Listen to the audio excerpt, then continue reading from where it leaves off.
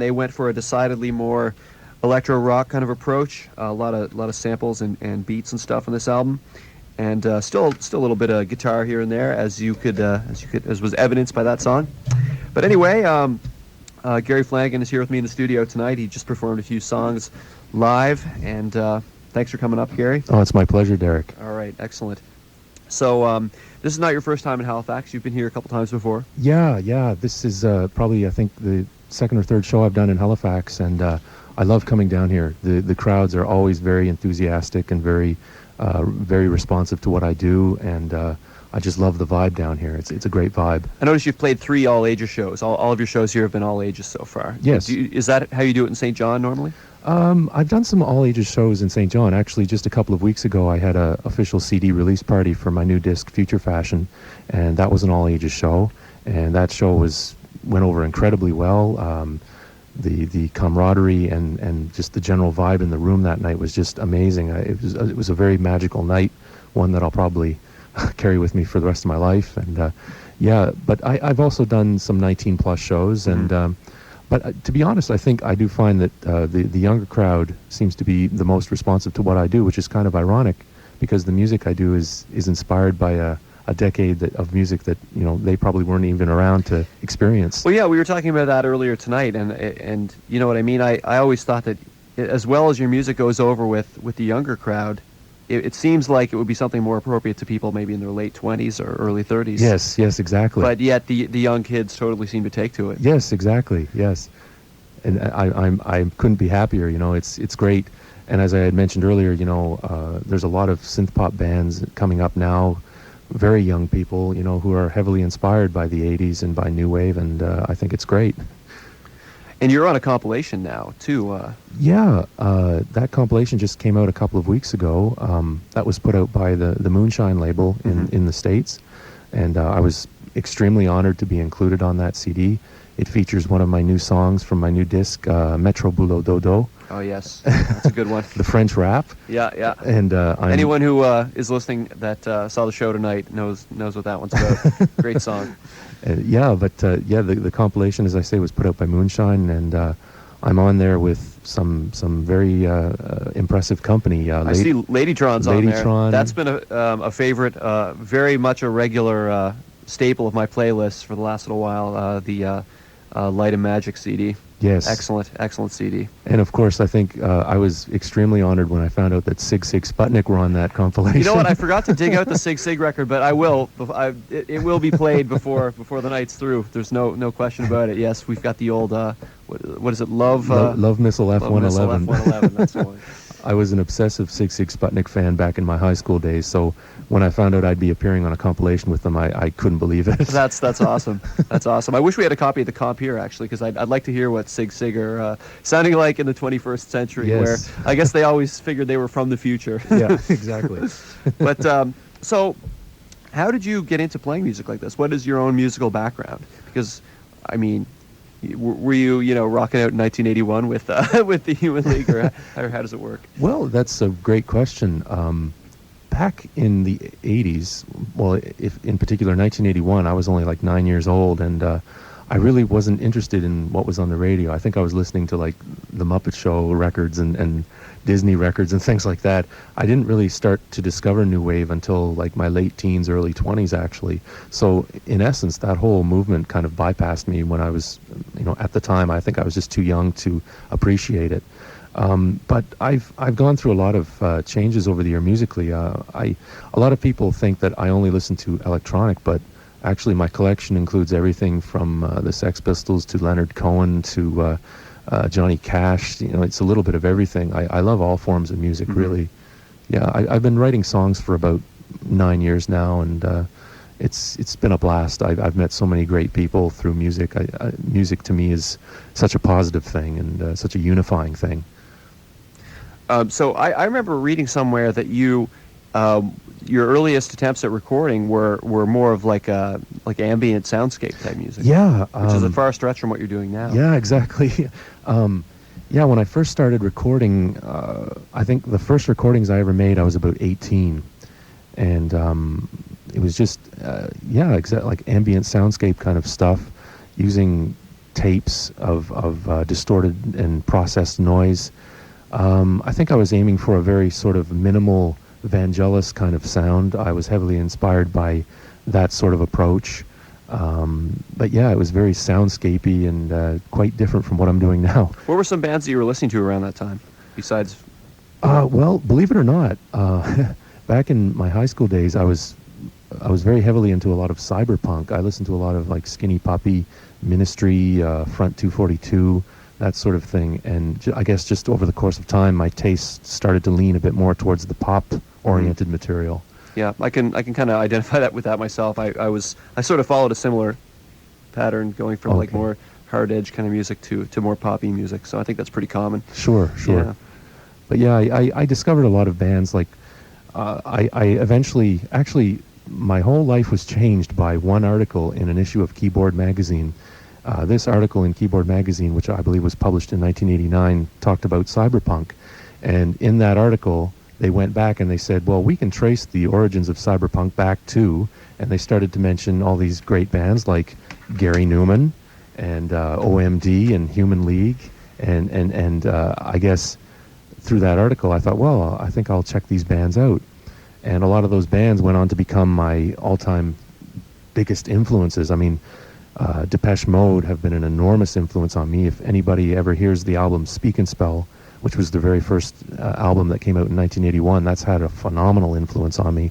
The Human League, who also released Dare in 1981, that was a major, like when I first heard that, that just blew me away. Was that the one with Don't You Want Me? Don't You Want Me, Yeah. yes. Yeah. See, That's the one everybody knows. Yes. Well, what a lot of people don't know is prior to Dare, the Human League were a very dark band. They were extremely experimental and very avant-garde, and they catered to the very sort of underground artsy scene in Europe.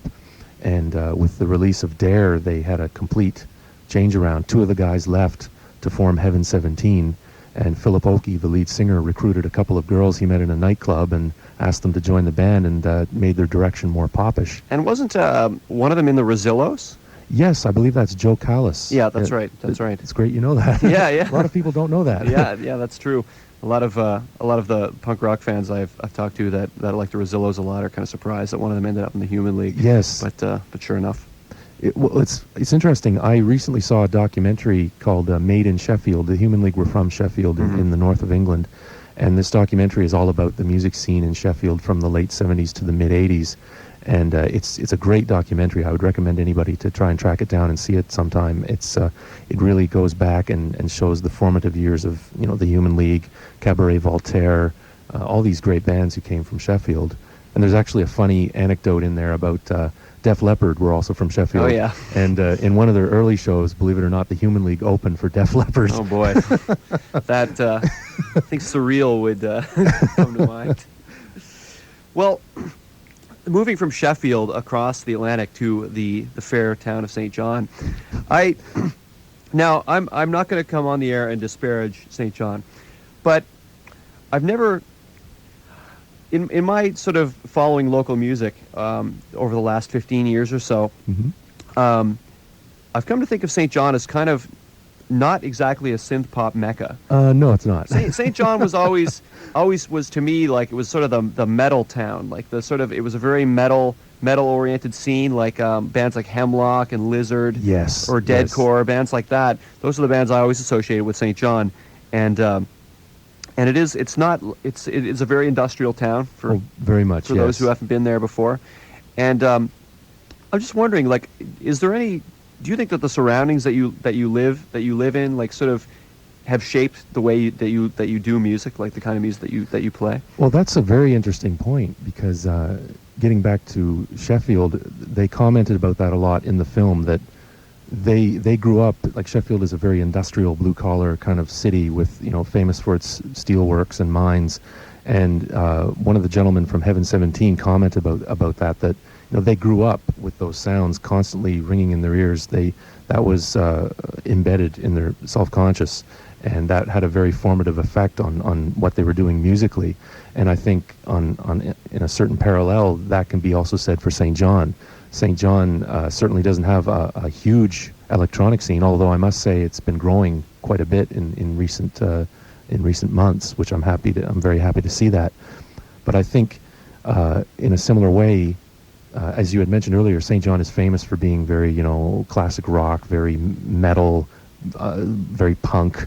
And for someone to come out and do like synthesized bass music or synthesizer bass music, it can be kind of scary sometimes. And very poppy synthesizer. I mean, you're not exactly like really just pounding out this harsh, angry kind of. It's very the pop sensibility is really what makes me the most interested in what you do. Like it's a very poppy kind of music, and that's kind of the antithesis of metal when you think about it. There was actually an article recently written about the St. John electronic scene, which I was ecstatic to see, because as I had mentioned, there are more bands coming out all the time. My good friend Corey Graves, who records under the name of Creon, he does very sort of industrial type music. There's people popping up all the time. There was a new synth pop band that was recently born in St. John called Kitty Smack. They opened for me actually a couple of weeks ago at my CD release party, and I was honored by that. And Troy Chenye, who performs as Jet Project Labs, Rob Patey. There's a whole bunch of different people in the St. John electronic scene. It's really taking off, and I couldn't be happier.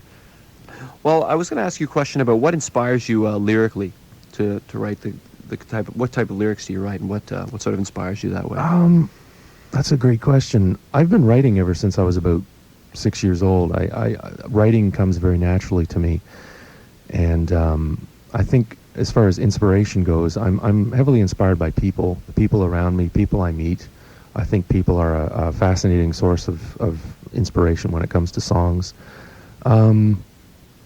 I think it's important as a songwriter to really keep your mind open and to write about things that are very atypical. Of course, there's certain subject matter that have been explored time and time again, like love and, youth and that sort of thing, fun and parties, and that's been written about ad infinitum. But I think it's fascinating when I see an artist write a song about, very obscure subject matter. That just fascinates me to no end. Sure.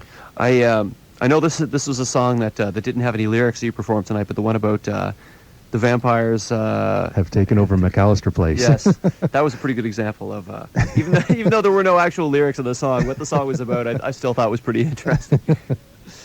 And another thing I was going to ask is your live show is very visual. I mean, people don't get a sense of that. There are probably people listening right now that have never seen you live before, mm-hmm. and your live show is very visual. And I'm maybe just talk about that a little bit. And we've got somebody calling, and it's the person looking to get in for the all night show.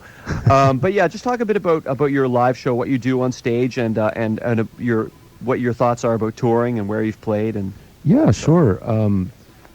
Performing live is a very fascinating thing for me. I've done about half a dozen shows over the past year. My first show was in Fredericton last year, and that was a lot of fun. But yeah, I've done shows in Fredericton. I've done shows in St. John. I've done shows in Halifax, and it's great. It's very rewarding. It's just a lot of fun.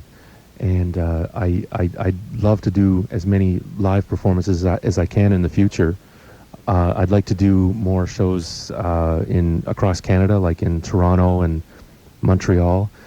Actually, I'm trying to organize a tour of Europe for next year. Now, whether or not that'll ever happen, I don't know, but I'd certainly be very keen to go over to Europe because, as many people know, a lot the synth pop and a lot of electronic music was actually born in Europe with bands like Kraftwerk, and I'd love to go over there sometime.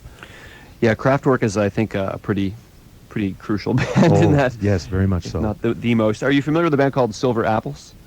That name rings a bell.